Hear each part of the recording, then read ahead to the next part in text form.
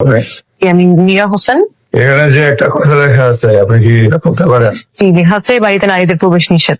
ট্যাং চ্যাটাং করে যেভাবে তাকান আর চোখ দুটা যেভাবে আলকাট্রা মেখে আসছেন দেখে বোঝা যাইতেছে আপনি অনেক কনফিডেন্ট যে আপনি অনেক সুন্দর। হ্যাঁ, আমি একটা কমপ্লিমেন্ট দিয়ে শোনেন, আপনি দেখতে খুব বিশ্রী।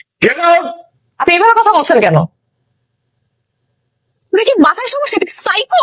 একটা মেয়ে মানুষ একটা মেয়ে মারা ঠিক না। যদি এই জিনিসটা আগে বুঝতেন যে সাইকো, তাহলে আমাদের দুজন মিলে ধরে খাইতে হতো না ম্যাডাম। তার লোক এরকম নারী বিদ্বেষী কেন হবে? যাই না কে জানে এই ঘটনা? কে?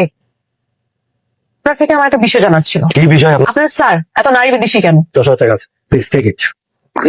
এত ভেরি রিস্কি এন্ড এক্সপেন্সিভ স্টোরিতে আপনি হাত দিয়েছেন। এত 10,000 টাকা হবেই না, মিনিমাম 20,000 টাকা লাগবে। 20,000 টাকা দিলে আপনি গল্প বলবেন তো? তো সব গল্প কয়ে দেবো। তোরে আমি কোচিং সেন্টারে পাঠিয়ে লেখাপড়া করতে, লেখাপড়া থেকে তো ওর হাত ধরে ঘুরে বেড়াও, প্রেম করো। আরে যে তুই তুই তুই তো দিকে পড়ছে জানাস তুই? তোর দাদা ছিল আমার বাপের আরদের কর্মচারী, মানে কান্নার নাতি হয়ে তুই আমার মাইয়ার দিকে নজর দিচ্ছিস। এই চাচা, কথাটা বুঝছিস না বলবেন। মানছি যে আপনার মেয়ের সাথে গোপন প্রেম করতে যাবে, ধরা গেছে। এই জুতা দেবি পরিবার না কথা আমার ফিল লেগা। আমার দাদা যদি কামলা হয়, ওর দাদা তাহলে এটা সেটা বোঝাই।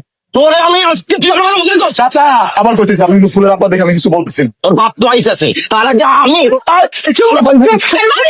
মানে শুধু ওর গায়ে লাগছে, আমি বলি যে জ্বালা দেবো, যে আমি এখন বাপের নিয়ে গালি দিলে কার সহ্য হয়?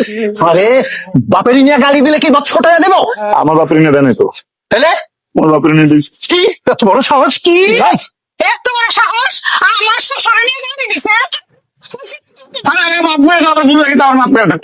তুমি উপরে কিছু মাপ চাইতেছো?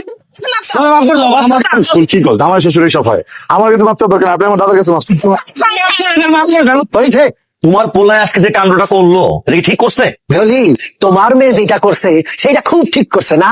থামেন আপনারা। কিছু তো একটা করতে হবে নাকি? এইভাবে তো চলতে পারে না। ওদের কিভাবে আলাদা করা যায় একটু ভাবো। আমিও সেইটাই ভাবতেছি। আবার রাখছিল। শোনো, আমি তোমার প্রেম মেনে নিলাম। আমার একটা কথা তোমাকে শুনতে, এইচএসসি পরীক্ষার রেজাল্ট দিবে আর 1 সপ্তাহের মধ্যে। আল্লাহর ওয়াস্তে তোমার কাছে আমার একটা ছোট্ট অনুরোধ, ঢাকায় গিয়ে তুমি একটা ভালো জায়গায় ভর্তি হও, একটা ভালো রেজাল্ট করো, তারপর একটা ভালো জায়গায় চাকরি, তাহলে তো তোমার জীবনই সুন্দর হবে, তাই না? আমি মামার বাসায় যাব না। মাবে তোকে ভালোবাসা আমি মাইনা নিচ্ছি। তুই এইচএসসি তে কত ভালো রেজাল্ট করছিস না? এখন এই প্রেমের জন্য যদি তুই এইচএসসি তে খারাপ রেজাল্ট করস, এটা কি মাইনা নেওয়া যায়? কম প্রেমের কারণে রেজাল্ট খারাপ হবে না আমার। আরে খারাপ রেজাল্ট হবে না কইলি হইলো। ওই পোলা যখন তোর সামনে দিয়ে হাইটে যাইবো, তুই কথা না বইলা পারবি, না দিতে পারবি? আমি ক্লাস 9 থেকে নিয়মিত ক্লাস থাকি দিই।